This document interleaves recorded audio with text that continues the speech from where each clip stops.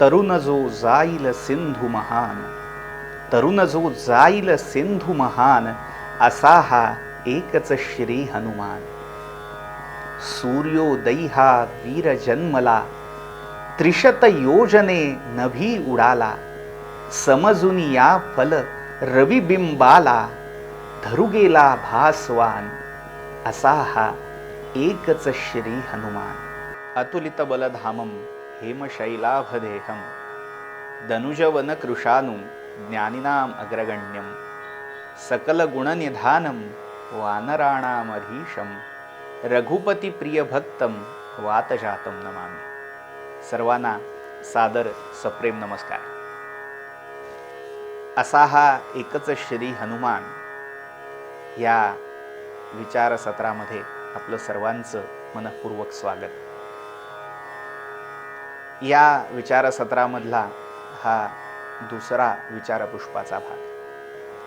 काल आपण हनुमान या देवतेच्या स्वरूपाचा, व्याप्तीचा थोडासा धावता आढावा घेतला.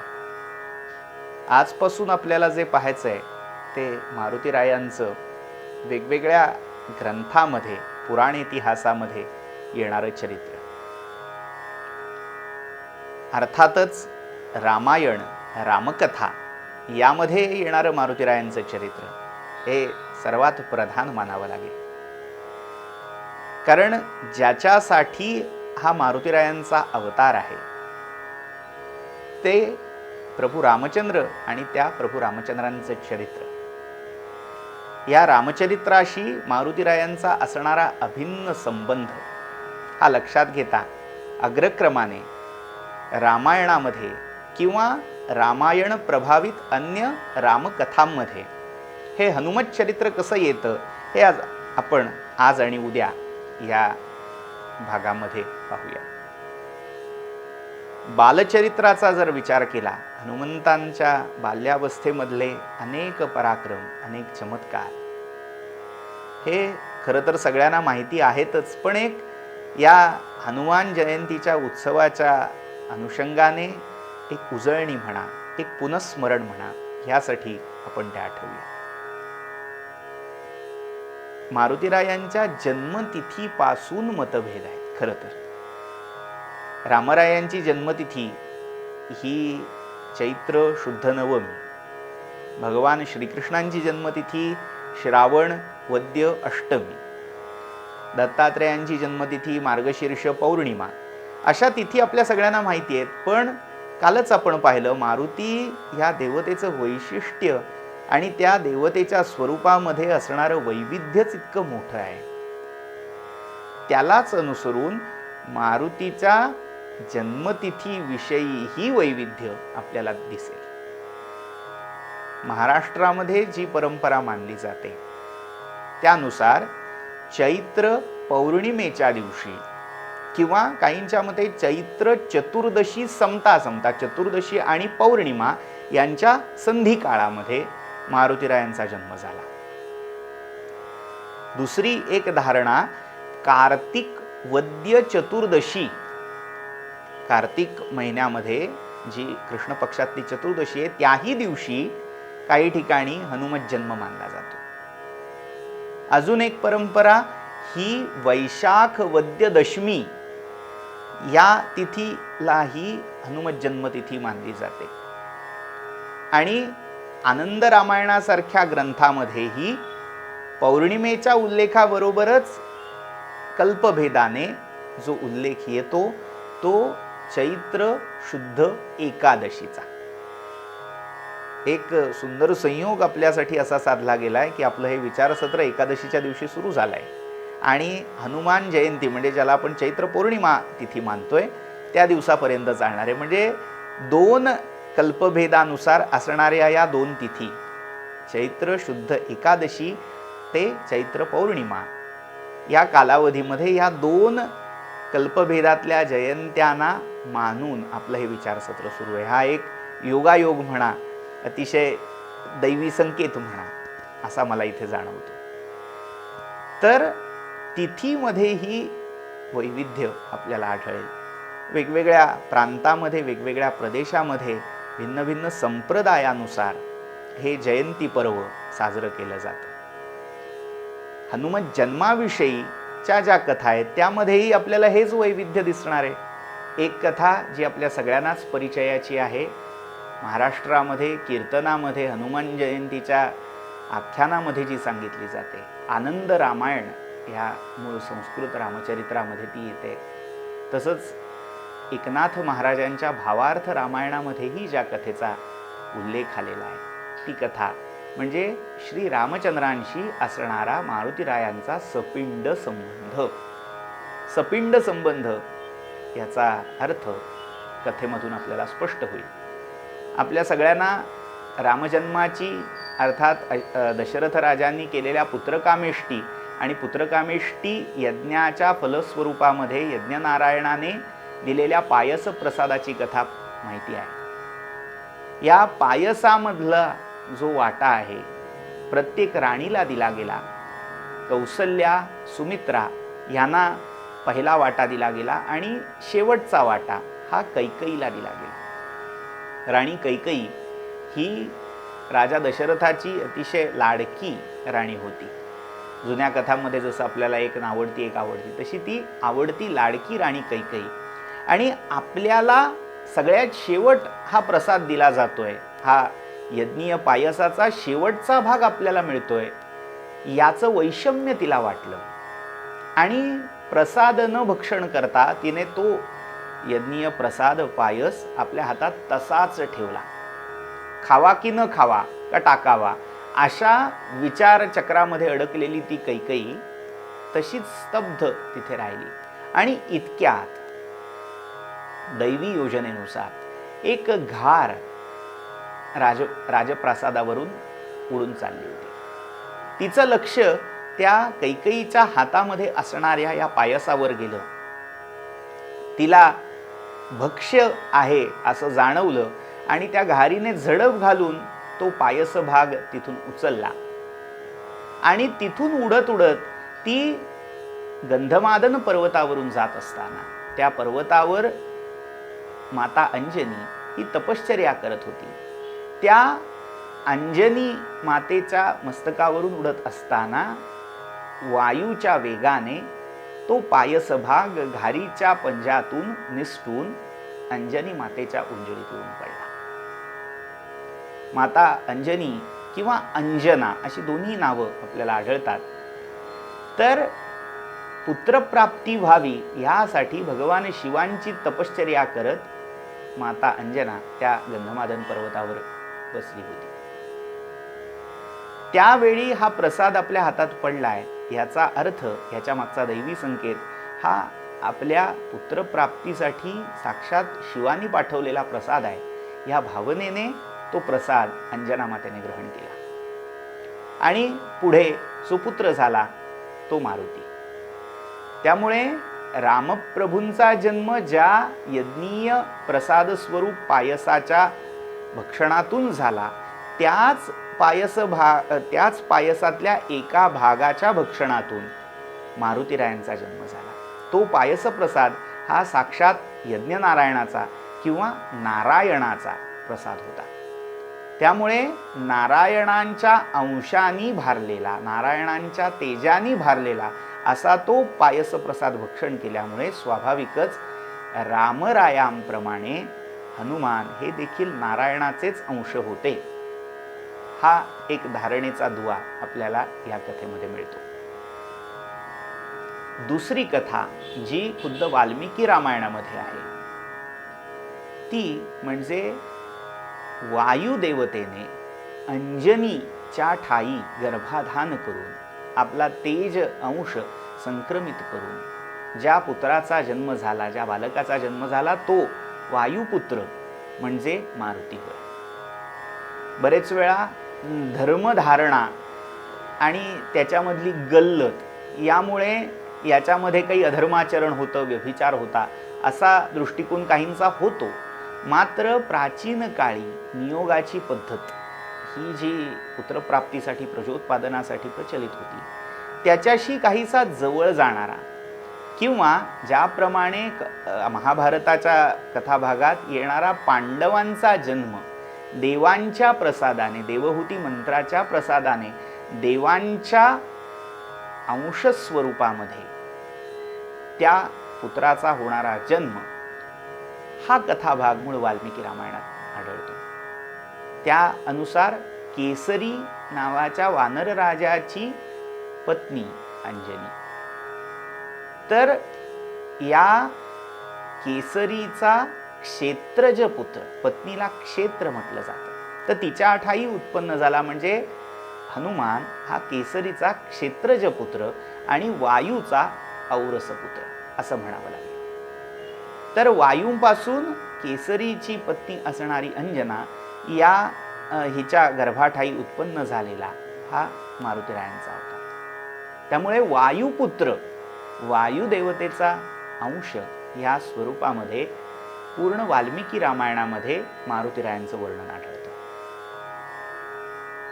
अजून एक तिसरा कथाभाग हा नारायण आणि शिव यांच्या मिलनाचा आहे. मोहिनी स्वरूपामध्ये जेव्हा नारायणाने सगळ्या दैत्यांना फसवून अमृत हे देवांना दिलं, तेव्हा त्या मोहिनी रूपाच्या सौंदर्याची कीर्ती शिवशंकरांच्या कानावर गेली आणि ते रूप आपणही पाहावं अशी इच्छा शिवशंकरांना झाली. त्यावेळी शिवांनी नारायणांना प्रार्थना केली की मोहिनी स्वरूपाचं दर्शन घडवावं. नारायणांनी परोपरीने समजावायचा प्रयत्न केला की हे माया प्रधान रूप आहे, त्यामुळे आपल्याला पाहायचं काही खरं तर प्रयोजन नाही. पण शिवांचा आग्रह पाहून नारायणांनी मोहिनीचं रूप धारण केलं आणि त्या वैष्णवी मायेपुढे शिवही क्षणभर भुलले. शिवही मोहित होऊन त्या मोहिनीला आलिंगन देण्यासाठी तिच्या मागे धावले आणि जेव्हा शिवानी त्या मोहिनीला आलिंगन दिलं आणि त्यावेळी शिवतेजाचा एक अंश भूमीवर स्खलित झाला, ते तेज, तो अंश माता अंजनीला प्राप्त झाला. काही लोककथांनुसार तो अंजनीच्या कानामध्ये पडला, काही कथाभागानुसार ओंजळीत पडला. भेद असतील ते असतील, मात्र त्या अंशाने म्हणजे मोहिनी स्वरूपातले नारायण आणि शिवशंकर यांच्या संयोगातून, यांच्या संमिश्र अशा तेजातून मारुतीरायांची उत्पत्ती झाली, असाही एक कथाभाग आपल्याला आढळतो. ब्रह्मपुराणामध्ये अद्रिका या अंजनीच्या एका सपत्नीचा, सवतीचाही उल्लेख आढळतो. त्या ब्रह्मपुराणातल्या कथेनुसार अंजनीच्या ठायी वायुदेवतेने गर्भाधान केलं आणि अद्रिका हिच्या ठायी पिशाच किंवा नैऋती नावाची जी देवता होती तिने गर्भाधान केलं.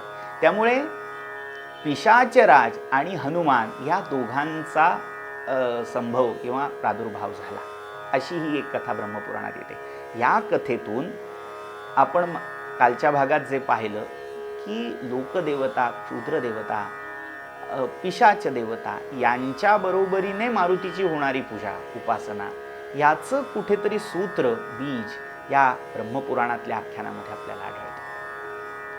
असे हे हनुमत जन्माविषयीचे वेगवेगळे कथाभेद, कथाभाग.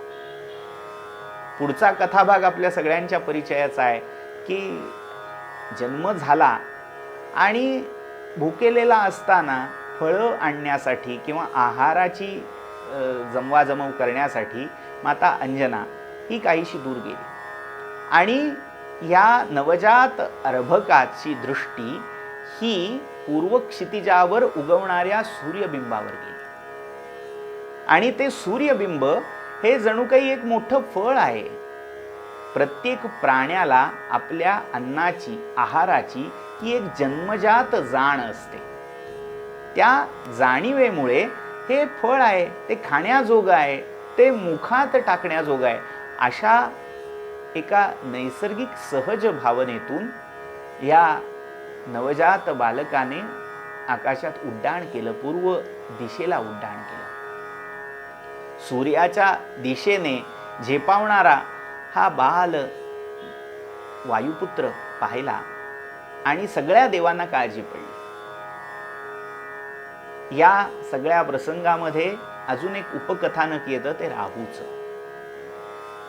ज्यावेळी राहू हा सूर्यनारायणांना ग्रासायला चालला होता, म्हणजे एक प्रकारे ग्रहणाची परिस्थिती आलेली होती, त्याच वेळी सूर्यांना गिळण्यासाठी हनुमान किंवा वायुपुत्र तिथे पोहोचला आणि आपलं भक्ष्य, आपलं फळ हा एक राक्षसी मुखासारखा दिसणारा कोणीतरी गिळू पाहतोय, हे पाहून वायुपुत्राने त्या राहूला भरपूर चोप दिला, मार दिला, हाकलून दिला. त्यामुळे राहू आपली तक्रार घेऊन देवराज इंद्रांकडे गेले आणि इंद्रांना त्यांनी सांगितलं, आपल्या ठरलेल्या नियमांनुसार ग्रहणकाळी किंवा उपराग समयी मी या सूर्यबिंबाला ग्रासत असतो, मात्र माझ्या या ठरलेल्या वेळी एक कोणीतरी कपी शावक येऊन सूर्याला ग्रासू पाहत आहे. हे ऐकून इंद्राला क्रोध आला. म्हणजे राहू प्रसंगातून इंद्राचा आलेला क्रोध किंवा विश्वाची व्यवस्था सूर्याअभावी खंडित होईल, सूर्यावर संकट आलेलं आहे, या धारणेतून स्वतः देवराज इंद्रांना ती परिस्थिती प्रसंग ओळखून आलेला क्रोध, असे दोन छोटे कथाभेद इथे दिसतात. आणि फलित असं झालं की इंद्राने आपला जो वज्रास्त्राचा प्रयोग होता तो या बालकावर केला. त्या वज्राघाताने भार काही नाही, मात्र या बालकाच्या हनवटीवर आघात झाला, हनवटी दुभंगली आणि त्या आघातासरशी सूर्याला गिळू पाहणारा हा वायुपुत्र अतिशय वेगाने भूमीकडे कोसळायला लागला. आपला हा पुत्र असा आहत होऊन कोसळतोय हे पाहून वायुदेवता क्षुब्ध झाली. तिने वाटेतच आपल्या पुत्राला झेलून घेतलं आणि एका कंदरेमध्ये जाऊन, एका गुहेमध्ये जाऊन वायुदेव हे आपल्या पुत्राला बिलगून शोक करायला लागले. आता आपल्या पुत्राची ही झालेली अवहेलना, त्याच्यावर झालेला आघात वायुदेवतेला मानवला नाही. त्यामुळे पूर्ण विश्वामधला जो प्राणवायूचा संचार आहे तो त्यांनी थांबवला. वायूच्या प्राणाच्या अभावी सगळं विश्व हवालदिल झालं. सगळ्या ज्या क्रिया, चलनवलन, जीवांची प्रत्येक कृती ही ज्या वायू प्राण याचा आधारे होते ती थांबून गेली. त्यामुळे सगळ्यांनी साकडं ब्रह्मदेवाकडे जाऊन घातलं, प्रजापित्याकडे घातली. सगळ्यांची आर्त भावना, प्रार्थना ब्रह्मदेवानी जाणली आणि वायूचं सांत्वन करण्यासाठी ब्रह्मदेव सगळ्या देवी देवतांना समवेत घेऊन वायू ज्या गुहेमध्ये आपल्या बालकाला कवटाळून बसले होते तिथे प्रकट झाले आणि ब्रह्मदेवानी आपल्या अमृत स्पर्शाने बालकाला सचेत केलं. केवळ वज्राघाताने मूर्छा प्राप्त झालेल्या या बालकाला यापुढे कधीही मृत्यूची भीती असणार नाही असं वरदान ब्रह्मदेवाने दिलं. म्हणजे जे वरदान कितीतरी तप करून, साधना करून मोठमोठ्या तपस्व्यांना, राक्षस दैत्य ह्यांनाही मिळू शकलं नाही, ते वरदान अतिशय सहजपणे, आता अतिशय सहज असं म्हणतानाही त्याच्या मागे त्या वायुपुत्राचं असणारं सामर्थ्य, त्याच्या अवताराचं प्रयोजन आणि अन्य सगळा दैवी योजनेचा भाग हाही गृहीत धरला पाहिजे. त्यानुसार ब्रह्मदेवानी त्याला चिरंजीवित्वाचं वरदान दिलं. हनुमान हे चिरंजीव आहेत याचं सूत्र आपल्याला या कथेत आढळतं. बाकी प्रत्येक देवतेने काही ना काहीतरी एक वरदान ह्या बालकाला, वायुपुत्राला दिलं. इंद्रानी आपल्या वज्राचा आघात यापुढे याला कधी भेडसावणार नाही आणि वज्राची शक्ती याच्या रोमारोमामध्ये असेल, पूर्ण शरीरामध्ये असेल असं वरदान दिलं.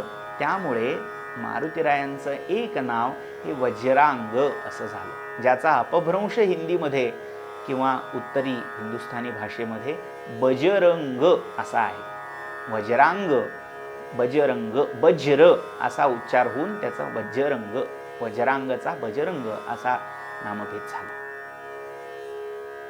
तर असं किंवा अनेक मारुती रायाच्या मूर्ती शिल्पामध्ये हातामध्ये वज्र दाखवलं जातं.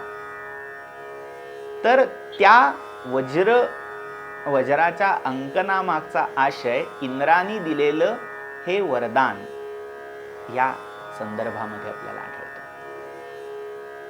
मुळात वायू देवता, वादळाची देवता आणि त्या वादळी वाऱ्यांच्या देवतेचा हा पुत्र हा स्वाभाविकच बरोबर वीज घेऊन येणार आहे. वीज आणि वज्र हा ही एक सहसंबंध लक्षात घेण्यासारखा आहे. इंद्राचं वज्र म्हणजे अशनी, वीज मानली जाते. त्यामुळे जणू काही ह्या वादळी वाऱ्याच्या पुत्राच्या हाती ते वज्र, ती विद्युल्लताच विद्यमान आहे, ही धारणा त्या वज्रहस्त मारुतीच्या स्वरूपामधून, मूर्तीमधून दाखवली जाते. सांगायचं तात्पर्य असं की अशा एकेका देवतेने एक एक वरदान, काही अलंकार, काही आयुध ही त्याला अर्पित केली. ब्रह्मास्त्र, वरुणास्त्र, यमास्त्र अशा भिन्न भिन्न देवतांच्या अस्त्रांद्वारेही हा वायुपुत्र अवध्य राहील असंही वरदान त्याला मिळालं. आणि सगळ्यात महत्त्वाचं, वज्राच्या आघाताने जी हनू दुभंगली होती, त्या हनूवरूनच त्याचं पुढे नामकरण केलं गेलं. हनूने मत युक्त म्हणून तो हनुमान. दुसरं नाव आपण जे घेतो ते मारुती हे आहे. मरुत किंवा मारुत याचा अर्थ वारा. त्या वायुदेवतेचा पुत्र म्हणूनही याला मरुतपुत्र मारुती असं नाव पडलं. मग त्याला समानार्थी वायुपुत्र, पवमाननंदन, प्रभंजनसुत अशी, वायव्य अशी वेगवेगळी नावं मारुतीरायांना योजलेली आपल्याला आढळतात. अंजनीचा पुत्र म्हणून त्याला अंजनी नंदन किंवा आंजनेय असंही म्हटलं जातं. केसरी वानर राजाचा तो क्षेत्रज पुत्र आहे म्हणून त्याला केसरी नंदन म्हणूनही ओळखतात. तर अशा या कथाभागातून मारुतीरायांची प्रचलित असणारी वेगवेगळी नावं, याच्या मागच्या धारणा आपल्याला स्पष्ट होतात. पुढचा कथाभाग असा की ह्या सगळ्या दैवी सामर्थ्य, वरदान, देणग्यामुळे समृद्ध, सबल झालेला हा हनुमान बालसुलभ चापल्याने लोकांच्या खोड्या काढायला लागला. लहानपणी जी एक वृत्ती असते, म्हणजे अगदी ज्याला मराठी बोलीभाषेमध्ये वात्रटपणा असा म्हटला जातो, तो त्या बाल्य अवस्थेमध्ये हनुमंत दाखवायला लागला. मग यामध्ये ज्या वनप्रदेशामध्ये ते राहत होते त्या वनातले ऋषी असतील, त्यांच्या आश्रमामध्ये जाऊन त्रास देणे. आजही वानर जातीकडून मानव जातीला जो काही उपद्रव होत असतो, जिथे शेत बागा अशा असतात, तिथे होणारा वानरांचा उपद्रव हा तिथल्या शेतकऱ्यांना, बागायतदारांना विचारण्यासारखा आहे. आपण बाहेरून गेल्यावर ते जरा मनोरंजन वाटतं की हां छान आहे, त्यांनाही काही खायला मिळतंय असं वाटतं. मात्र त्याचा उपद्रव तिथल्या त्या लोकांना होतच असतो. तसाच तो ह्या वानरराज केसरीच्या पुत्राकडून त्या वानर राज्यामध्ये राहणाऱ्या, त्या कक्षेमध्ये राज्याच्या येणाऱ्या वेगवेगळ्या आश्रमपदांना व्हायला लागला. आश्रमामध्ये जावं, तिथली झाडं तोडावीत किंवा उड्या माराव्यात, आश्रमाचा विध्वंस ह्या सगळ्या क्रीडेमुळे, वानरोचित क्रीडेमुळे व्हायला लागला. त्याच्यामध्ये ऋषींना त्रास द्यावा या हेतूनी मारुतीरायांनी ते केलं असा अर्थ होत नाही. वानर जातीमध्ये जन्म झाल्यामुळे जो नैसर्गिक स्वभाव होता, त्या स्वभावाला अनुकूल क्रीडा हनुमंतानी बाल्यावस्थेमध्ये केली. आणि अर्थात त्या क्रीडेचा, आपला जो न्यूटनचा लॉ आहे, प्रत्येक कृतीला त्याला अनुकूल आणि प्रतिकूल अशी प्रतिक्रिया होत असते. तशी यांच्यासाठी ती एक सहज नैसर्गिक कृती होती, मात्र त्याची प्रतिक्रिया उमटली ती त्या आश्रमपदाला झालेल्या उपद्रवातून. आश्रमपदातल्या ऋषीमुनींना हा फार मोठा विध्वंस वाटला, उपद्रव वाटला. त्यामुळे त्यांनी क्षुब्ध होऊन तू ज्या वरदानांच्या, ज्या दैवी सामर्थ्याच्या जोरावर हा उपद्रव मांडलायस, उच्छृंखल वर्तन करतोयस, ते सगळं दैवी सामर्थ्य तू पूर्णपणे विसरून जाशील, अशा प्रकारची शापवाणी उच्चारली. झालं असं, त्या सगळ्या प्रसंगामुळे जी सगळी दैवी देणगी होती ती अचानक विस्मृतीपथामध्ये गेली. स्वत्व हनुमंत विसरून बसला. आपल्याकडे काय आहे, आपण मराठीतही एक काव्यपंक्ती वारंवार सांगतो, तुझे आहे तुझ पाशी परी तू जागा चुकलासी. एखाद्या सामान्य साधकाची जशी अवस्था असते की आपल्याकडे नेमकं काय आहे, काय सामर्थ्य सामावलेलं आहे, व्यवहारामध्ये सुद्धा आपल्या ठाई काय पोटॅन्शियल असं ज्याला म्हटलं जातं आहे, ह्याचा विसर अनेकांना पडलेला असतो. आत असतं, मात्र ते काय आहे, कसं आहे हे विसरून गेलेली असतात मंडळी. त्याप्रमाणे आपल्या सामर्थ्याचा विसर या बालहनुमानाला पडला. मात्र त्या ऋषींना या सगळ्या दैवी वरदानांमागे एक केवढी मोठी विधात्याची, नियतीची योजना आहे हेही माहिती असल्यामुळे त्यांनी उशापही देऊन ठेवला. जरी ऋषींनी हा शाप दिलेला असला तरी त्याने वानर प्रकृतीला अनुसरून हे सगळं केलं याची जाणही त्या ऋषींना होती. त्यामुळे त्यांनी उशापही दिला. ज्यावेळी आवश्यकता उत्पन्न होईल, एक फार मोठी घटना, एक फार मोठा वैश्विक पटावरचा घटनाक्रम घडायचा असेल, तेव्हा योग्य व्यक्तीच्या मुखातून जेव्हा तुला तुझ्या सामर्थ्याची, तुझ्या स्वरूपाची ओळख करून दिली जाईल, तेव्हा ही सगळी विस्मृत झालेली वरदानं, दैवी शक्ती, सामर्थ्य तुला पुन्हा प्राप्त होईल.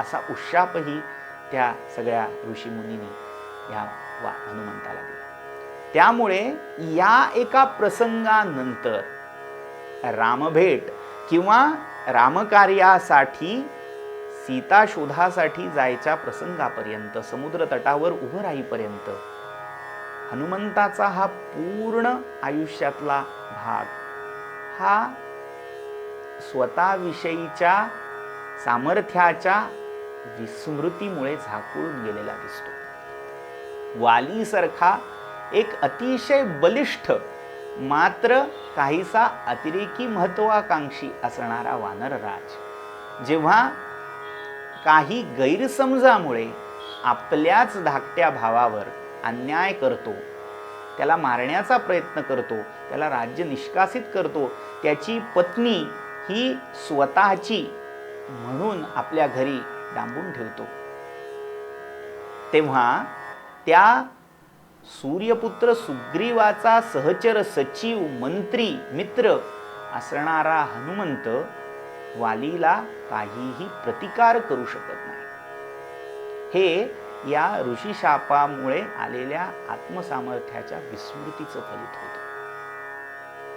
सगळा कथाभाग आपल्याला तपशीलवार पाहता येणार नाही, मात्र इंद्रपुत्र वाली, वृक्षरजस, त्याच्या ठाई इंद्र आणि सूर्य या दोन्हींचं तेज संक्रांत झालं आणि त्या तेजामधून, सूर्याच्या तेजामधून जे त्याच्या ग्रीवेवर पडलं, वृक्षरजस या वानरराजाच्या, त्यामधून सुग्रीवाचा जन्म झाला. सूर्यतेज ग्रीवेवर पडलं म्हणून त्यातून उत्पन्न झालेला तो वानर सुग्रीव, आणि वाल म्हणजे केस, केसामध्ये जे ते इंद्राचं तेज पडलं त्यातून उत्पन्न झाला म्हणून तो वाली असं नाव पडलं. तर वाली आणि सुग्रीव हे फार पराक्रमी असे वानर यूथ मुख्य होते. यूथ या शब्दाचा अर्थ समुदाय, समूह. वानरांच्या एका फार मोठ्या समुदायाचे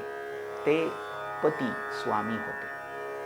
त्याच्यामध्येही जशी मानवामध्ये हायरार्की असते तशीही वेगवेगळ्या प्रदेशामध्ये प्रांतामध्ये असणारे वानर समुदाय समूह, त्यांचे त्यांचे छोटे छोटे समूह आणि त्यांचे स्वामी, त्यांचे राजे, आणि ह्या सगळ्या छोट्या छोट्या वानर राज्यांचा एकत्रित असणारा मानला जाणारा समुदाय हा पंपा सरोवराकाठी किष्किंधा या नगरीमध्ये नांदत होता. आणि त्या सगळ्या छोट्या छोट्या वानर राज्यांवर अधिपती हा वाली होता. वालीलाही एक कांचनी माला इंद्राकडून प्राप्त झालेली होती. त्या मालेच्या प्रभावामुळे समोर त्याचा जो प्रतिस्पर्धी किंवा योद्धा उभा टाकत असे त्याचं अर्ध बळ ह्या वालीला प्राप्त होत असे. पण असा हा वाली पुढे काही गैरसमजामुळे आपल्या भावाशी भांडायला लागला आणि या संघर्षामध्ये सूर्यनारायणांनी मारुतीला हनुमंताला आपल्या पुत्राचं सख्य, आपल्या पुत्राची पाठराखण करण्याचं दायित्व दिलेलं होतं. त्यामुळे सुग्रीवाचा सचिव, मंत्री, सखा म्हणून मारुती सुग्रीवाबरोबर होता. मात्र या सगळ्या प्रसंगामध्ये वालीचा प्रतिकार हनुमंतांनी केला नाही.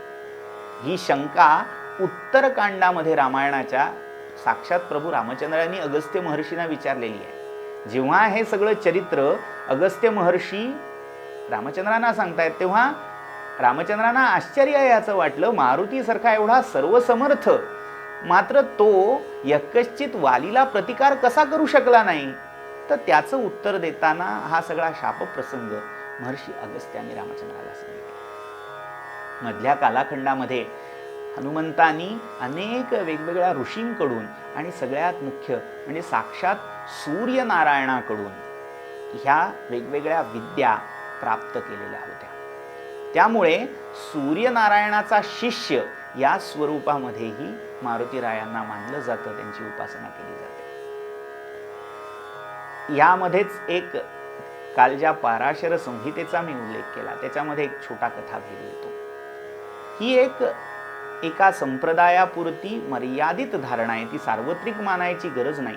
मात्र त्या कथेनुसार सूर्यनारायणाची एक कन्या, तिचं नाव आहे सुवर्चला, या सुवर्चलेशी विवाह करण्याची अट सूर्यनारायणाने मारुतीरायांसमोर ठेवली आणि मारुतीरायांनी आपलं ब्रह्मचर्य बाधित होणार नाही या अटीवर तो विवाह केला. म्हणजे लग्न करूनही मारुती एक प्रकारे अविप्लुत ब्रह्मचारी राहिले. त्यामुळे सुवर्चला या सूर्यकन्येचा विवाह मारुतीरायांशी झाला अशी ही एक उपकथा या सगळ्या प्रसंगात सांगितली जाते. दक्षिणेमध्ये काही मंदिरं अशी आहेत की जिथे सुवर्चलेसहित मारुतीची पूजा केली जाते.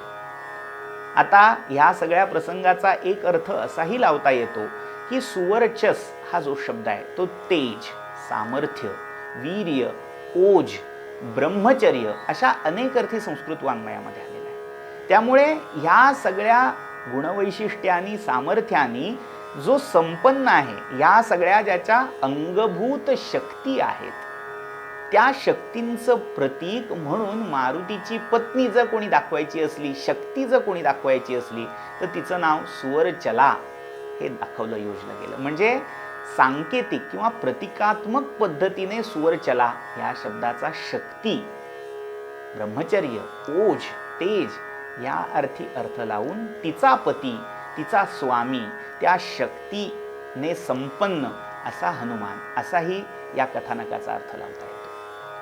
पूर्ण भारतामध्ये ब्रह्मचारी म्हणून असणारा हनुमान आणि इथे गृहस्थ झालेला हनुमान असं चित्र आपल्याला दिसतं. मात्र याच्यामध्ये कल्पभेद लक्षात घेऊन किंवा त्याच्या मागची प्रतिकात्मकता लक्षात घेऊन तो एक संप्रदाय भेद आहे इतकंच महत्त्व या कथेला देण्यासारखं आहे.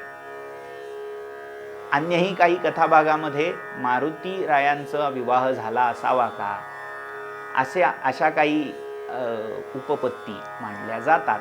त्याचा विचार आपण यथाकाली करणारच आहोत. मात्र मारुती हा ब्रह्मचारी आहे. एका कथेनुसार कदाचित त्याची पत्नी किंवा शक्ती असेलही, मात्र तरीही त्याचं ऊर्ध्वरेतस असणं, ब्रह्मचारी असणं हे कुठेही खंडित झालेलं नाही.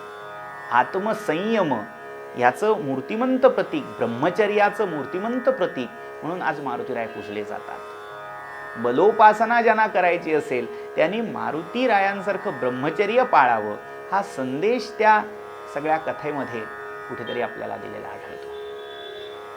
तर असं हे मारुतीरायांचं पूर्ण बालचरित्र.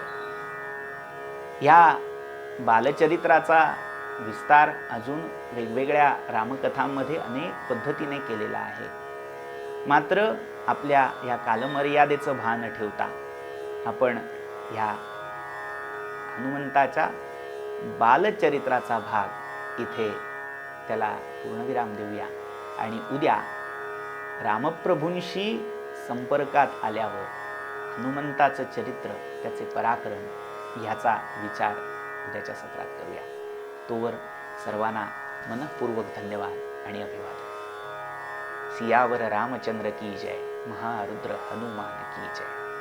ओम शांति शांति शांति. महारुद्र अवतार हा सूर्यवंशी, अनादिनाथ पूर्ण तारावयासी. असा चैत्र पौर्णिमेसी जन्म झाला. नमस्कार माझा तया मारुतीला.